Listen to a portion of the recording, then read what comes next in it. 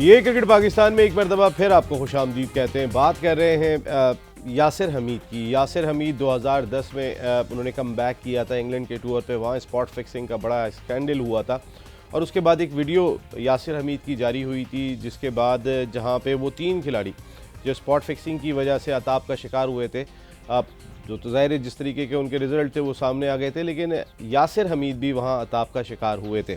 और उनका कहना ये था कि मोहसिन हसन खान साहब जिन्होंने उनको कम बैक कराया था, और मोहसिन साहब हमारे साथ यहाँ पर मौजूद हैं, उन्होंने ये बात भी की थी कि तुम साउथ अफ्रीका के टूर पे जाओगे। एक खिलाड़ी को अगर प्रॉपर क्रिकेट ही नहीं मिली उस सीरीज़ पे, क्योंकि जो इंसिडेंट हो गया था उसके बाद वो उनका क्लिप भी सामने आ गया था, तो वो भी जो है वो इसी डायरेक्शन के अंदर ही तकरीबन लिए जा रहे थे कि ये भी जैसे कोई इन्वॉल्व दिखाई दे रहे हैं।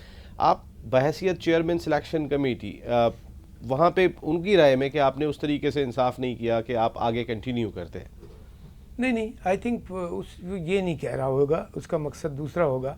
पहली बात तो ये बताऊं कि ये जब टीम से बिल्कुल आउट हो गया था, तो जब इंग्लैंड का टूर हमारा आया, इंग्लैंड में आपको पता है कि बॉल की प्रॉब्लम होती है, ख़ासतौर पे नए बॉल की तो, बिल्कुल, और ओपनर्स की भी। और आज की पिचेस नहीं थी वो। और अरे भाई, मैं तो हैरान हो गया इंग्लैंड में पिचेस इस दफ़ा देख के। ऐसी पिचेस, बैटिंग पिचेस मैंने अपनी लाइफ में नहीं देखी। ना कोई ball of the wicket move कर रहा है, खैर स्विंग तो होता है मौसम की वजह से, क्लाउडीनेस नहीं है उसकी वजह, लेकिन ऑफ द विकेट मूवमेंट ही कुछ नहीं थी, बिल्कुल परफेक्ट बैटिंग विकेट। लेकिन उस वक्त तक थी, तो हम एक सोचा हुआ था कि किसको ओपनर एक तलाश करें। सलमान बट था, उसके साथ एक और वो हमें 2 और लड़के चाहिए थे। आई थिंक उस टूर पे अगर मैं गलत, इमरान फरद यासिर, तो ये सलमान बट इमरान फरद थे, तो हमने कहा हमें तीसरा ओपनर चाहिए। और मैं देख रहा था, तो मैं कराची में वनडे टूर्नामेंट हो रहा था बहुत ज़बरदस्त, ठीक है, कराची में हुआ था वो सारा टूर्नामेंट, तो मैं वो देखने गया। तो मुझे ये यासिर, जब ने शुरू से मैंने देखा कि टेक्निकली बहुत अच्छा खेलता है, सीधा खेलता है, बॉल भी छोड़ना आता है, ऐसे मतलब लंबी इनिंग्स खेल सकता है। तो वहाँ मैंने इसको देखा जाके, मैं चेयरमैन के कमरे में बैठ के इसको मैं वॉच किया। इसने आई थिंक कुछ रन्स किए, कितने किए मैं याद नहीं, लेकिन इसके बाद देख के मैंने कहा, अपने उसको अटेंडेंट को भेजा कि मैंने कहा ये आउट होके आया है, तो जाके इसके कप्तान से पूछो कि 1 मिनट के लिए इसे बुला रहे हैं क्रिकेट बोर्ड में, ये मत बताना कि चीफ सेलेक्टर बुला रहे हैं, कि नहीं तो बात उल्टी सीधी लोग बात करते हैं फिर। तो ज़रा 1 मिनट के लिए इनको मैं ले जाऊँ, तो लेके आया। तो मैंने इससे पूछा, मैंने कहा कि बेटा तुम मेंटली तो ठीक है, मैं देखा तुम, वो फिज़िकली तुम कितने फ़िट हो?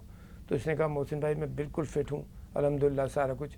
मैंने कहा देखो हम सोच रहे हैं तुम्हारी ऐसी प्लानिंग करना ले कि हमें तीसरा ओपनर चाहिए, लेकिन ये है कि तुम 2 चीज़ों का बहुत ख्याल रखना कि एक तो ये है कि अपनी फिटनेस का भी तुम जाओ, तुम वापस जाओ, तो अगर हम तुम्हें वो करते हैं तो तुम डेली सुबह और शाम अपने पास से भला अपने रिसोर्सेज इस्तेमाल करके 2 तुम्हें नए बॉल सुबह से भी प्रैक्टिस करनी है, 1 घंटा बैटिंग करनी है और 1 घंटा शाम को। फिर मैंने एजाज भट्ट साहब से बात की, चेयरमैन, मैंने कहा कि जी ये हमें तीसरा ओपनर चाहिए, और यासिर हमीद जैसा जो टेक्निकली आई थिंक इतना अच्छा टेक्निकली मुझे लड़का ओपनिंग बैट्समैन में नज़र नहीं आया। नो डाउट और लड़के बहुत अच्छे हैं सारे, लेकिन ये तो एनीवे, फिर मैंने उनसे बात की, उन्होंने कहा अगर तुम सही फील करते हो, अगर समझते हो कि तीसरा ओपनर ये जाए, मैंने कहा जी 3 तो चाहिए, हर हालत में हमें 3 ओपनर चाहिए। और मैं हर एक चीज़ में हम बिलीव करते थे, मैं भी और अपनी पूरी हमारी सिलेक्शन कमेटी, कि हम एक आदमी को प्रेशर न डाल दें, एक उसका कवर अप ज़रूर रखें, चाहे ओपनिंग स्लॉट हो या मिडिल ऑर्डर हो या फास्ट बॉलिंग का डिपार्टमेंट हो या स्पिनर्स हो या विकेट कीपर हो। तो इस तरह फिर यासिर को टीम में लिया। लेकिन अभी जैसे याया ने ब्रेक से पहले कहा, 1 मैच शायद 1 या 2 मैच खेला था, 1 खेला था ओवल में। मुझे तो ओवल में ही खेलते हुए नजर आया। लेकिन मुझे एक बड़ी डिसअपॉइंटमेंट हुई थी। अब याया ये बात कह रहे हैं कि दूसरी तरफ से इमरान फरद बिल्कुल बॉक डाउन कर गया था, तो इसने आते ही ना उल्टी सीधे हिटें मारनी शुरू कर दी थी। और मैं यहाँ बैठा मैच देख रहा था, मैं कहता ये क्यों ज़बरदस्ती की हिटें मार रहा है, क्या ज़रूरत है इसे उल्टे सीधे शॉट मारने के। आई थिंक वो खेलते हुए आउट हो गया। लेकिन मेरा जो प्लान था कि मैं देखिए कभी एक मैच के लिए कभी किसी लड़के को सिलेक्ट नहीं करता, बल्कि जब मैं टूर पे चला गया था कोच बन के, तो इलियास मोहम्मद इलियास चीफ सेलेक्टर को बना दिया। तो उन्होंने एक लड़के को भेजा, तो मैंने कहने लगे कि मोहसिन इसको हम भेजना चाह रहे हैं, बहुत ये लड़का है, वो लेफ्ट आर्म ओपनिंग बैट्समैन तौफीक उमर, नहीं जो 2020 का आया था, ओवैस ज़िया। तो मैंने कहा जी मैंने उसको नहीं देखा है। कहने नहीं हमने देखा और रन्स भी बहुत कर रहा है।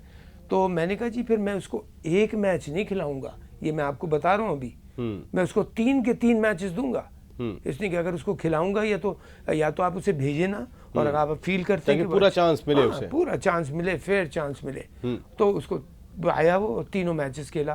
तो मैं खुद भी ये एक्सपेक्ट करता हूँ अगर मैं भी खिलाड़ी होऊंगा तो मैं एक मैच में कभी ख़राब भी जा सकता है किसी का, हाँ ये बहुत होता है, लेकिन ये आमतौर पे नहीं होता कि पहले मैच में आपने 100 कर दिए या आपने कमाल की परफॉर्मेंस दे दी, होता है नो डाउट, लेकिन ज़रूरी नहीं है, ज़्यादा टाइम भी लेते हैं। ग्रैम गूच ने जो वर्ल्ड क्लास प्लेयर बना था 2-0 किए थे पहले मैच में, 2-0 लारा की एग्जांपल, आप सईद अनवर की एग्जांपल आपके सामने। बिल्कुल, तो मैं कह रहा हूँ कि कभी भी लड़के को एक मैच के लिए आप ना करें, उसको ड्यू चांस दें। तो यासिर बहुत अच्छा डिसिप्लिन के हवाले से भी, मुझे डिसिप्लिन का इसका पता था कि बड़ा अच्छा है, लेकिन जो इंसिडेंट इसका हुआ वहाँ इंग्लैंड में, वो देख के भी मुझे बहुत बड़ा धचका लगा था कि ये क्या हुआ, कि ये परफॉर्मेंस होना ना हो अलग बात है, लेकिन ये ऑफ द फील्ड, लेकिन बाद में वो कंट्रोवर्सी चली कि सही है कि नहीं है। आई होप कि वो सही ना हो, बिकॉज मुझे जितना मैंने यासिर को पाया है, मैंने उसको बड़ा अच्छा डिसिप्लिन, तमीज़, तहजीब वाला ख़ानदानी लड़का पाया। मोइन साहब, अगर मैं क्रिकेटर्स की बात करता हूँ तो पार्टीज़ में जाना, कोई अगर वहाँ पे वीडियो बना ले तो मेरे ख्याल है कि टीम बनाना मुश्किल हो जाए।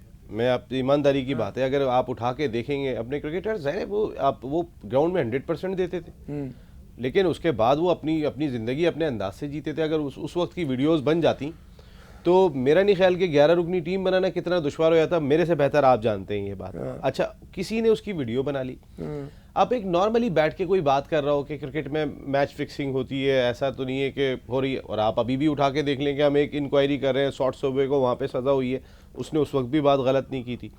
मैं एक बात ये कह रहा हूँ कि ना वो स्पॉट फिक्सिंग में मुलव्वस था, ना वो किसी मैच फिक्सिंग में मुलव्वस था, ऐसा कोई चीज़ नहीं थी।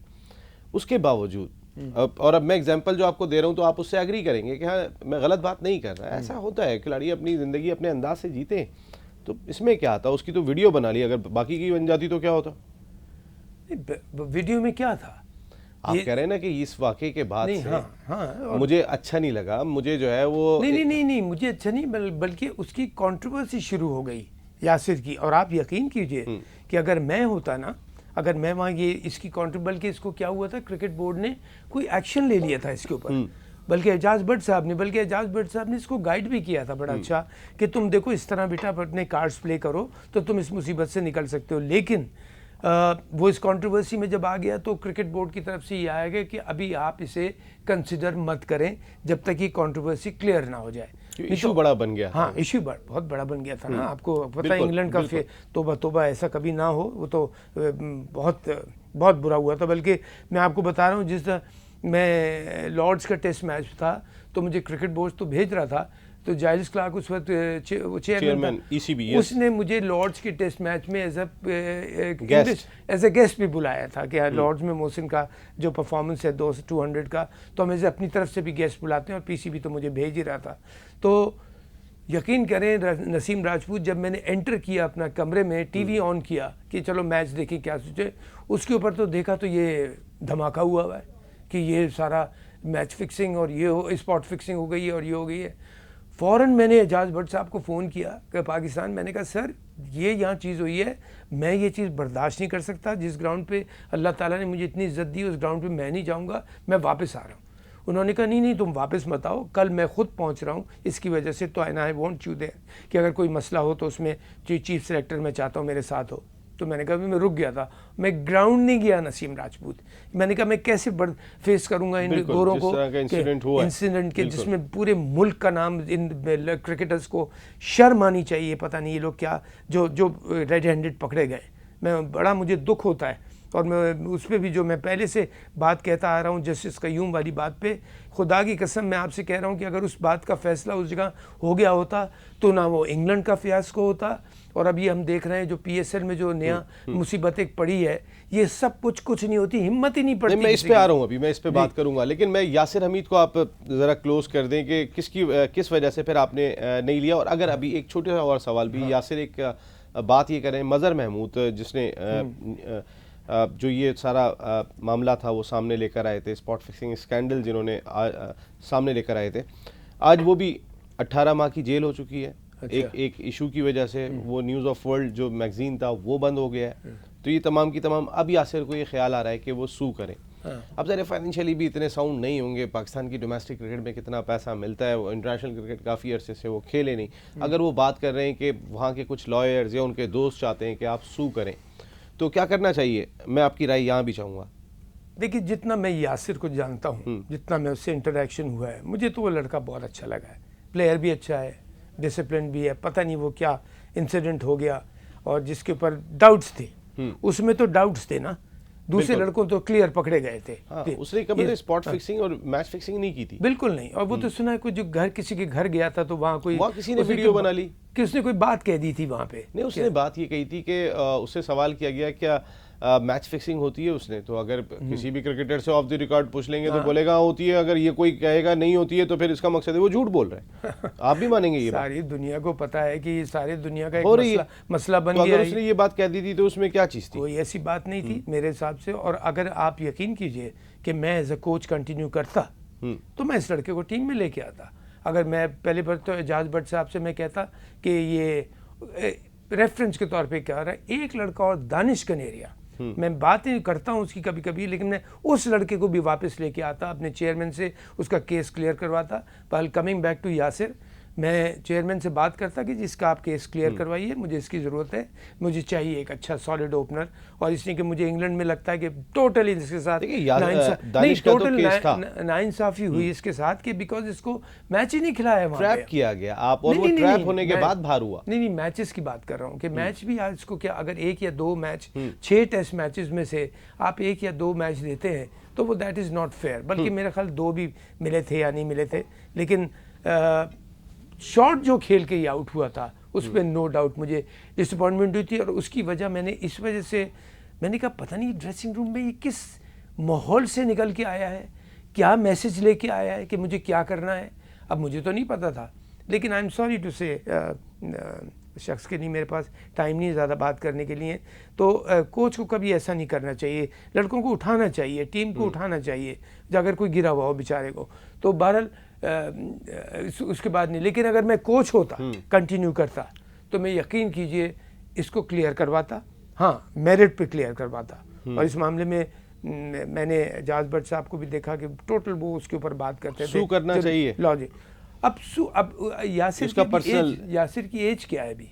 यासिर 37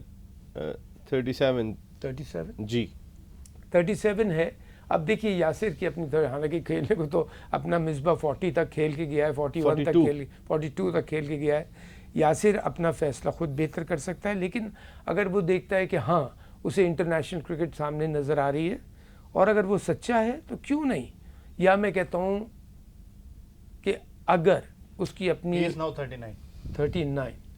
39 पे अब उसको सोचना ये चाहिए। 2 चीज़ें मैं उसको कहूँगा, एक तो है कि अपने आप को दुनिया के सामने क्लियर करना, पाकिस्तानी अवाम के सामने क्लियर करना कि नहीं मैंने कोई गलती नहीं की थी, मुझे ज़बरदस्ती इन्होंने इल्ज़ामात लगाए थे, ये एक वजह हो सकती है। अब 39 पे यासिर, आपको लगा वो ज़बरदस्ती इल्ज़ामात थे? जैसे जो आप बात बता रहे हो, जो मैं कह रहा हूँ, दुनिया में आप मैं ये सारे बच्चे बात कर रहे होते हैं। देखें ना हुसैनी साहब, एक चीज़ ये भी आई थी जिस वक्त सिलेक्शन हुआ था यासिर हमीद का, तो कोई एक पॉलिटिकल शख्सियत की बात हो रही थी कि उनके कहने के ऊपर शामिल किया गया, कुछ पैसे ऐसे भी जो है वो कुछ इस तरीके की खबरें आई थी। नसीम, चीफ सेलेक्टर आपके साथ हॉट सीट पर बैठे हुए हैं और बातें तो बहुत होती हैं और फिर वही बात है कि कोई भी बात बगैर तस्दीक के करना अच्छी बात नहीं होती, क्योंकि हम एक ऐसे प्लेटफॉर्म पर बैठे हुए हैं जहाँ पर हमारी एक ज़बान की जुम्बिश जो है वो किसी के लिए प्रॉब्लम क्रिएट कर सकती है। तो मेरा ख्याल है कि बजाय आप इसका मुझसे सवाल करें, राइट गाय मेरे बिल्कुल बराबर में बैठे हुए चीफ सिलेक्टर, वो आपको इस बात का जवाब दे सकते हैं कि आप पॉलिटिकल इन्फ्लुएंस की वजह से यासिर सेलेक्ट हुए थे, या जिस तरह खुलासा किया मोहसिन साहब ने कि कराची में उन्होंने देखा इनको तीसरे ओपनर की ज़रूरत थी और ये इनका बिल्कुल अपना ज़ाती फैसला था। कोई पॉलिटिकल प्रेशर नहीं, सवाल ही नहीं। बल्कि मैं आपको एक और बात बताऊँ, मुझे एजाज भट्ट साहब काफ़ी जुबियल आदमी, लोग उनको अंदर से जानते नहीं हैं। एजाज भट्ट बहुत हंसते खेलते मजाक करने वाले इंसान हैं। पूरी कौम हंसती रही है जब वो चेयरमैन रहे, वो जिस तरीके के इंसिडेंट होते रहते, अपनी गाड़ी की जगह दूसरी गाड़ी में बैठ गए थे, वो तो इस तरह तो होते रहे थे। मैं उनके मिजाज की बात कर रहा हूँ। तो बहरहाल वो मुझसे एक दफ़ा मिजाज में कहने लगे कि तुम सेलेक्ट नहीं करते हो, कोई मैं किसी का कहता हूँ, मुझे पता नहीं किस किस के फ़ोन आते हैं। तो मैंने उनसे एक बात कही थी, मैंने कहा भट्ट साहब एक काम कीजिए, मेरा नंबर दे दीजिए। हाँ, मैं यहाँ थोड़ा सा मोहसिन भाई को इंटरप्ट करूँ। ऐसा नहीं हुआ कि एजाज भट्ट के क्रिकेट बोर्ड में पॉलिटिकल इन्फ्लुएंस नहीं था। वो तो आए पीपल्स पार्टी के जो है वो आशीर्वाद पे चेयरमैन पाकिस्तान क्रिकेट बोर्ड बने थे। एक जिस चीज़ का मैं विटनेस हूँ, मैं वो आपसे कहूँ कि उनके दौर में जुल्करनैन हैदर सेलेक्ट हुए थे और जुल्करनैन हैदर विकेट कीपर थे। मोहसिन भाई ने भी उनको इंग्लैंड के टूर पर सेलेक्ट किया था। उनको उस वक्त के वज़ीर खेल एजाज जाखरानी के कहने पर जो है वो टीम में रखा गया था और इस बात को एजाज भट्ट ने भी तस्लीम किया। इस बात का जो है ऑन कैमरा जो है वो ख़ुद इजहार किया जुल्करनैन हैदर ने। उन्होंने कहा कि मैंने परफॉर्मेंस किया और मैंने जब परफॉर्मेंस की थी तो मैंने वफाकी वज़ीर खेल को कहा और फिर वफाकी वज़ीर खेल के कहने पर मुझे इंग्लैंड के टूर पर सेकंड विकेट कीपर लेकर गए थे। सरफराज अहमद ऑस्ट्रेलिया में डेब्यू करके आए थे, उनको नहीं लेकर गए थे, जुल्करनैन को लेकर गए थे। तो यहाँ आ तो गया कहीं पॉलिटिकल इन्फ्लुएंस? नहीं, देखिए ना, जब अभी क्या बताया कि मेरी, उसने क्या कहा, मेरी परफॉर्मेंस थी, तो मेरी परफॉर्मेंस थी। और परफॉर्मेंस जब मैंने अपना डिस्कस किया वफाकी वज़ीर खेल से, उन्होंने चेयरमैन क्रिकेट बोर्ड को फ़ोन किया कि आप इसको रखें। वहाँ पे चेयरमैन सिलेक्शन कमेटी कहाँ गए? वह नहीं, वही मैं आपको बता रहा हूँ कि उसके बाद जब मुझे आज न्यूज़ मिली है या से कि ये बात चेयरमैन से हुई थी। उन्होंने एडमिट की। हुसैनी साहब अगर कह रहे हैं तो फिर हुसैनी साहब एक बिल्कुल नहीं, लेकिन यासिर हमीद की आपने बात की, यासिर हमीद की बात की, यासिर हमीद की बात का मेरे पास कोई एविडेंस नहीं है, इसलिए मैंने आपके साथ किसी चीज़ का जो है हाँ या ना में जवाब नहीं दिया। जिस चीज़ का मेरे पास एविडेंस है, जिस चीज़ का मेरे सामने बात हुई है, खुद जुल्करनैन हैदर ने ऑन कैमरा मुझसे ये बात की, इसलिए मैं आपसे ये बात कर रहा हूँ। तो इन्फ्लुएंस तो हुआ या गलत बात बिल्कुल नहीं करेंगे, बिल्कुल इनकी बात हुई होगी उधर। जब मेरे पास ये न्यूज़ आई कि इस लड़के को कंसिडर किया जाए तो उसकी परफॉर्मेंस निकाली और मैंने कहा कि हम कभी ये भी नहीं करते थे कि एक विकेट कीपर भेज दिया तो चांस ले लेंगे इसके ऊपर। हमेशा, और बड़े टूर पे तो ज़रूरत पड़ती है, और ख़ासतौर पे England, Australia, New Zealand, south Africa, ये 4 ऐसी जगहों पे हैं जहाँ पे आपको रिजर्व भेजना ही पड़ता है साथ में। एनीवे, तो जब इसकी परफॉर्मेंस देखी, परफॉर्मेंस देखने में हाँ ये था कि भाई ठीक है, इसको सेकंड विकेट कीपर हम भेज सकते हैं। सरफराज बिल्कुल कहाँ था उस वक्त टूर पे? ऑस्ट्रेलिया का टूर करके आया था और होबार्ट में डेब्यू किया था। होबार्ट में डेब्यू किया था। लेकिन उस वक्त वो कहीं टूर पे था ना सरफराज, जिस वक्त ये सिलेक्ट हुआ था। नहीं, लेकिन अगर वो फर्स्ट चॉइस होता या सेकंड चॉइस होता तो ऑलरेडी सिलेक्ट हो जाता, दूसरे को भेज देते उस टूर पे, अगर पाकिस्तान ए पे था या कहीं पे भी था। नहीं, टूर पे भेज देते, मतलब वो टूर ऑन था जब ये टीम जा रही थी यहाँ से, और सरफराज को हमने बिल्कुल अपने उसमें लेके आ गए थे कि इसको हमने रखना है, लेकिन हम इसको ऐसे हैपाजेड नहीं भेजेंगे। और बल्कि कहाँ, मुझे बात याद आ गई, हो ये रहा था कि जब टीम आ रही थी जिस रात को, उसकी दूसरी रात वो टीम जा रही थी, और ये आई थिंक ये साउथ अफ्रीका में थी या वेस्ट इंडीज़ में थी। सरफराज जहाँ था, आई थिंक वेस्ट इंडीज़ में था, if I am not, Pakistan A के टूर पे, पाकिस्तान ए के टूर पे वेस्ट इंडीज़ में था शायद, या वेस्ट इंडीज़ था मेरा, अगर मैं गलत नहीं हूँ, आप बेहतर जानते होंगे। नहीं सर, मेरी नॉलेज में नहीं है कि, क्योंकि आपकी जो टीम बनी थी इंग्लैंड के लिए वो पाकिस्तान में नहीं सिलेक्ट हुई थी, वो श्रीलंका में श्रीलंका में हुई थी। आप अकेले गए थे, सिलेक्शन कमेटी से? हाँ, सिलेक्शन कमेटी यहाँ थी। बहरहाल वो ये था कि ये आएगा, इतने साउथ अफ्रीका या वेस्ट इंडीज़ के जो कहीं पे था, वहाँ से सरफराज को आएगा, इसको फ़ौरन भेज दिया जाएगा। एक लड़के के ऊपर ऐसा प्रेशर डाल रहे हैं कि वो जाती फिर और जाती टूर पे जा मैच खेलेगा, तो उसको हम बजाय हैफाजतली उसको डालें, टाइम है, यंग लड़का है, फ्यूचर है पाकिस्तान का, उसको आराम से लेके आएंगे और सही तरीके से लेके आएंगे। और बाद में जो हमारी प्लानिंग में जब हम उसको लेके भी आए वनडे में, अच्छा जुल्करनैन को मैं बात बता दूं, जब कई सारे ऐसे क्रिकेटर हैं मोहसिन हसन खान साहब के जो आपकी सिलेक्शन कमेटी में सिलेक्ट हुए और फिर वो स्टार बने। एक आपने स्वाबी की एग्जांपल दी, दो क्रिकेटर वहाँ से आ गए थे। असद शफीक की मैं बात कर लेता हूं, शफीक, अजहर अली, कई सारे आप लेकर, तनवीर लड़का, लेकिन तनवीर के लिए एक बात कह दूं, तनवीर जो है अपना फास्ट बॉलर, हमें पता चला कि एक लड़का है कराची से, वो हर साल 90 प्लस आउट करता है।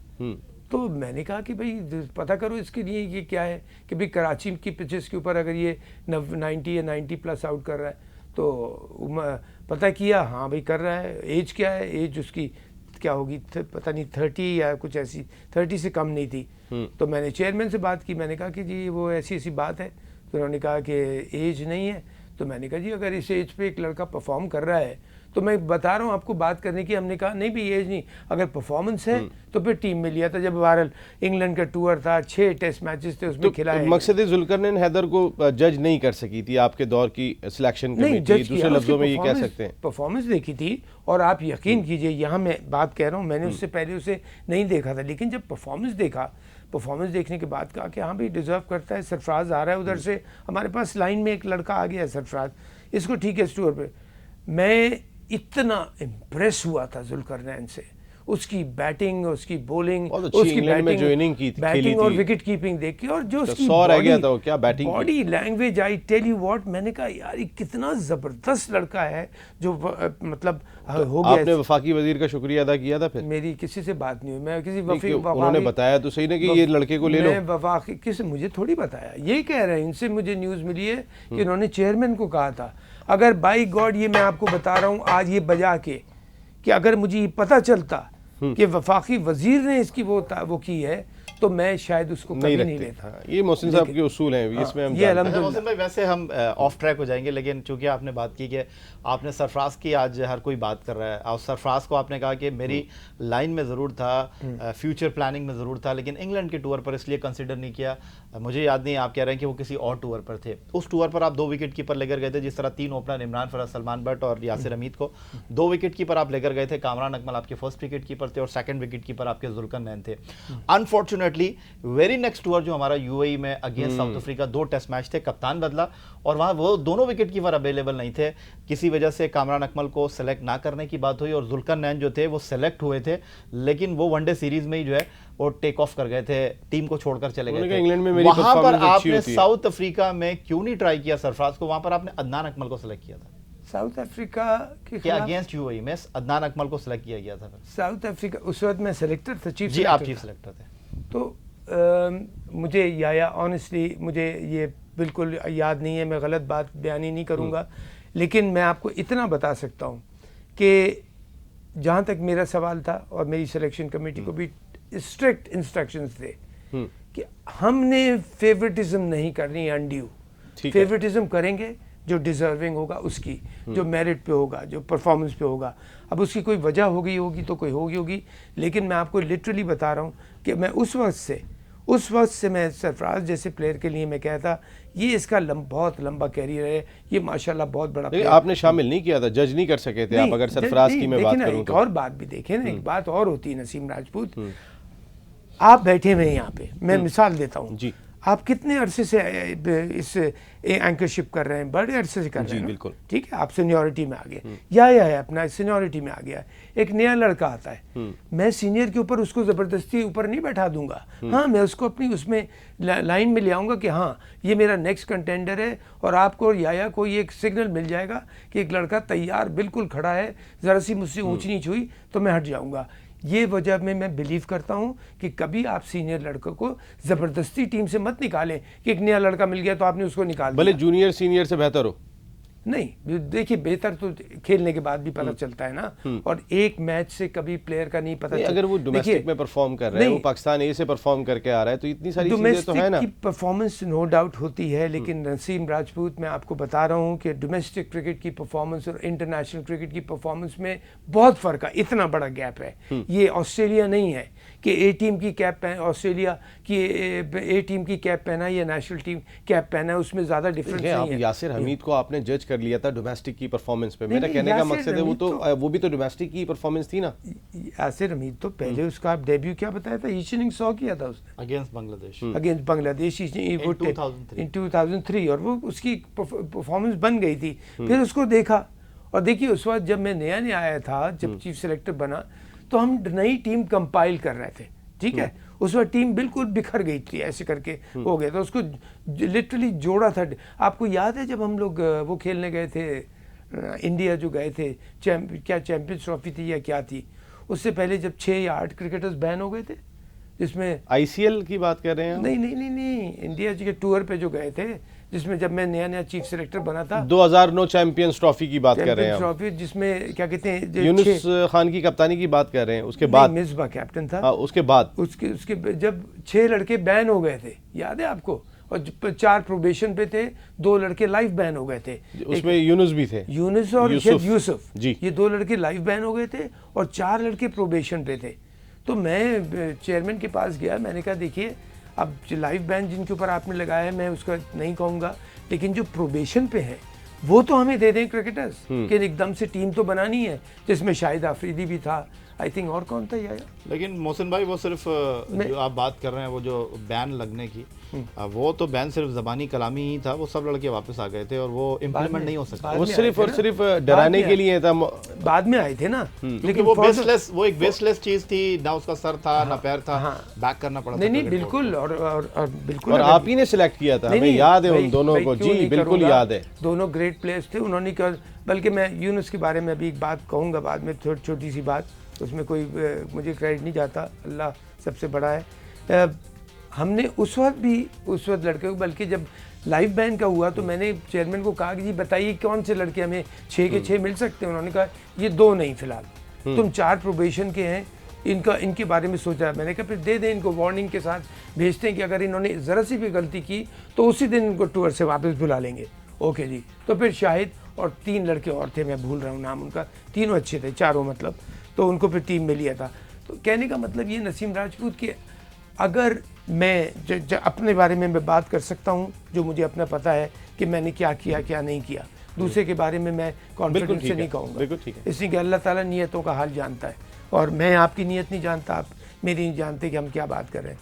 लेकिन मेरा एक मोटो ये था कि भैया हमने ईमानदारी से काम करना है, खुदा न खास्ता भूल चूक में अगर हमसे कोई गलती हो जाए तो हम उसके लिए अपोलोजाइज भी कर लेंगे, लेकिन जानबूझ के कभी भी किसी साहब आपकी परफॉर्मेंस ने ये चीज़ बताई। और मोहसिन हसन खान साहब एक चीज़ पे हमेशा बात करते हैं कि करप्शन का खात्मा करो और मैं करप्ट प्लेयर्स के साथ काम नहीं करूँगा, ये भी कई मरतबा बात करते हुए। मोहसिन हसन खान साहब से ये पूछेंगे कि इस वक्त एक इंक्वायरी चल रही है स्पॉट फिक्सिंग स्कैंडल की और मुल्क में एहतसाब का दौर चल रहा है। अगर पॉलिटिकल आप बात कर लेते हैं तो ये सिनेरियो दिखाई दे रहा है। क्या एहतसाब अब क्रिकेट में, एक ऐसे खेल में जो पूरी कौम को एक जगह जमा कर देता है, थोड़ा वो पीछे जाके भी करें और थोड़ा आगे तक भी जिसका सफाया हो सके। ब्रेक के बाद बात करेंगे।